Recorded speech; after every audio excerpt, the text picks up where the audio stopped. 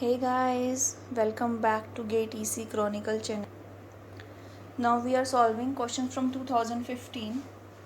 So this is your question, 1 marks के लिए आया था. इसमें आपसे एवरेज वैल्यू पूछी है वोल्टेज ए बी की. वोल्टेज ए बी आपको यहाँ दे रखी है. यहाँ पे आपको टर्मिनल दिया है, this is A, this is B. Capacitor के अराउंड ये वोल्टेज है. आपको इंडक्टर दिया है एक, जिसकी वैल्यू दे रखी है 1 मिली हेनरी. आपको 2 किलो ओम का रेजिस्टेंस दिया, एक 1 किलो ओम का रेजिस्टेंस दिया, एक साइनोसॉइडल वोल्टेज दिया और ये आपको डीसी वोल्टेज दिया. इसके रिस्पेक्ट में वीएबी की आपसे एवरेज वोल्टेज पूछी है स्टडी स्टेट कंडीशन में. अब स्टडी स्टेट कंडीशन आपकी क्या कहती है? स्टडी स्टेट कंडीशन में आपका कैपेसिटर ओपन सर्किट हो जाता है. कैपेसिटर मेरा ओपन सर्किट हो जाता है और इंडक्टर मेरा शॉर्ट सर्किट हो जाता है. तो अगर मैं अगेन ड्रॉ करूँ इसको, तो the circuit will be like, यहाँ पे आपका 5 पाई साइन ओमेगा टी का सोर्स आ गया, ये 1 किलो ओम का रेजिस्टेंस आ गया, ये आपका कैपेसिटर था, ये ओपन सर्किट हो गया. इसके अराउंड वोल्टेज थी आपकी वीएबी, राइट. इंडक्टर था, शॉर्ट हो गया. एक अगेन रेजिस्टेंस था 2 किलो ओम का और एक 5 वोल्ट का डीसी का सोर्स था, right. So this is your final circuit in steady state condition. Now average value पूछ रहे हैं आपसे, लेकिन हमारे पास 2 सोर्सेज है, हम डायरेक्ट तो निकाल नहीं सकते, तो हम यूज़ करते हैं सुपरपोजिशन. सुपरपोजिशन अगर थ्योरम हम यूज़ करें तो क्या बोलती है कि एक टाइम पे हम एक ही सोर्स कंसीडर करेंगे और दूसरा सोर्स, अगर वोल्टेज सोर्स है तो हम उसको शॉर्ट सर्किट कर देंगे, करंट सोर्स है तो हम उसको ओपन सर्किट कर देंगे. हमारे यहाँ पे करंट सोर्स तो कुछ है ही नहीं, दोनों ही वोल्टेज सोर्स हैं, तो हम एक वोल्टेज सोर्स कंसीडर करेंगे, दूसरा शॉर्ट कर देंगे, दूसरा कंसीडर करेंगे, फर्स्ट को शॉर्ट कर देंगे.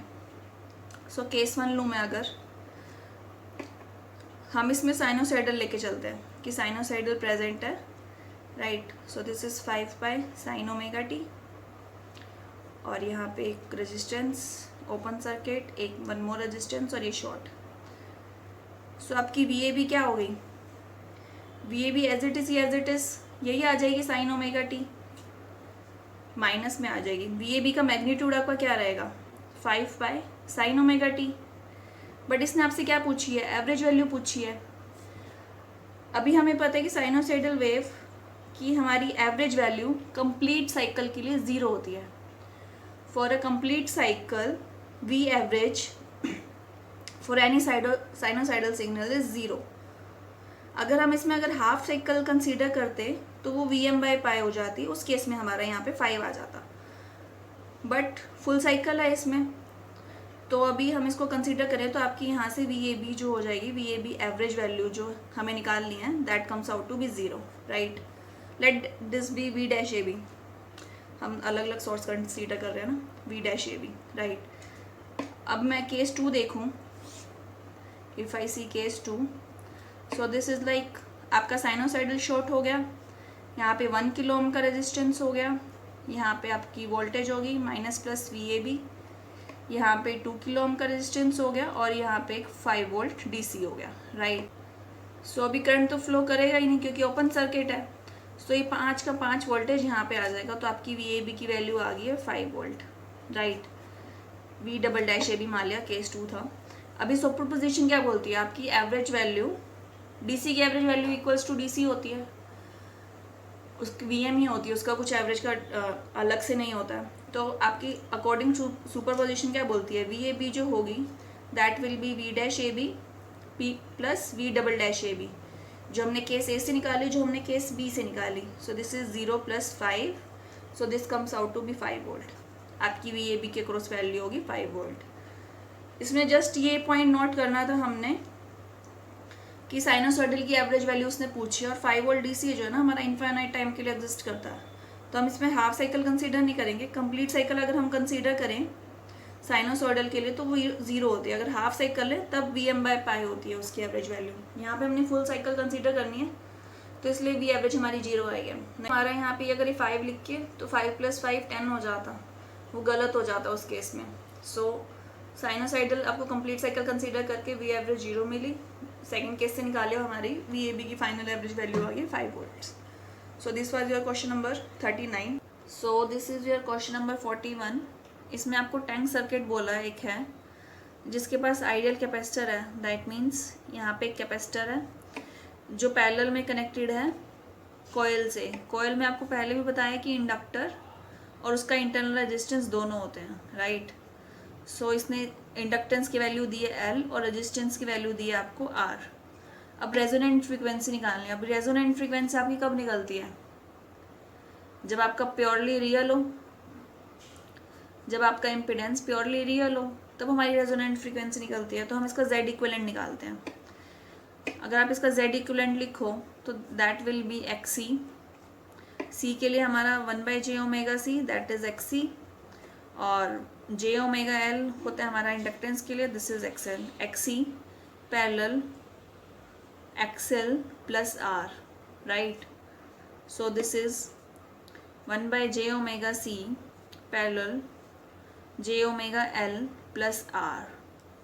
दिस इज नथिंग बट कुछ कैलकुलेशंस थी, लॉन्ग कैलकुलेशंस थी, but tank circuit general circuit है, हमें इसका आंसर डायरेक्ट मालूम होना चाहिए था। बट ठीक है, नाउ मैं अभी आपको सॉल्व करके दिखा देती हूँ। सो पैरेलल में सर्किट कैसे सॉल्व करते हैं? First into second divided by में दोनों का sum, R plus j⍵l plus 1/j⍵c। if I take j⍵c common, so this will be like r plus j⍵l divided by j⍵c r plus j⍵l plus 1, right। सो अभी इसने आपको बोला है, अभी आप इसको फर्दर सॉल्व करो। r प्लस j⍵l, नीचे का मैं रियल पार्ट और इमेजिनरी पार्ट अलग लिख देती हूँ। अभी ये 1 मेरा रियल है, राइट, और ये आपको दिख रहा है ये j⍵rc है।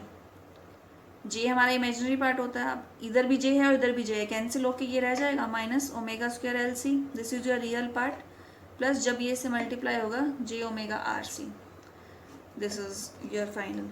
अगर मैं अब इसको रैशनलाइज करूँ, so this comes out to be r plus j⍵l divided by 1 - ω²Lc plus j⍵rc into में 1 - ω²Lc, कंजुगेट लेते हैं हम, so this will be -j⍵rc divided by 1 - ω²Lc minus j⍵rc, right. So अभी इसको मैं सॉल्व करूँ, ये अभी हमको पता है कि रियल पार्ट है, तो रियल को अगर रियल से मल्टीप्लाई करूँगी तो वो रियल ही रहेगा। सो मैं इसको ऐसे लिख दूँ, r इंटू 1 - ω²Lc। सिमिलरली इसको मैंने इससे मल्टीप्लाई किया तो यहाँ पे सिंगल जी है, ये आपका इमेजिनरी बन जाएगा। अभी हम रियल पार्ट लिख रहे हैं, ये जे वाला पार्ट इससे मल्टीप्लाई होगा तो जे -1 बन जाएगा, माइनस से माइनस ये कैंसिल हो गया, सो this will B plus ω²RLc, ये आपका रियल पार्ट हो गया, प्लस आपका अभी क्या रहेगा imaginary part, plus imaginary part में यहीं लिख रही हूँ, प्लस j⍵l इंटू में 1 - ω²Lc, राइट, और ये वाला r जब इससे मल्टीप्लाई होगा -j⍵r²c divided by ω²Lc, this is a plus B, a minus B, so this is a² - b², ω²Lc का whole square minus b² j⍵rc का होल स्क्वायर, राइट।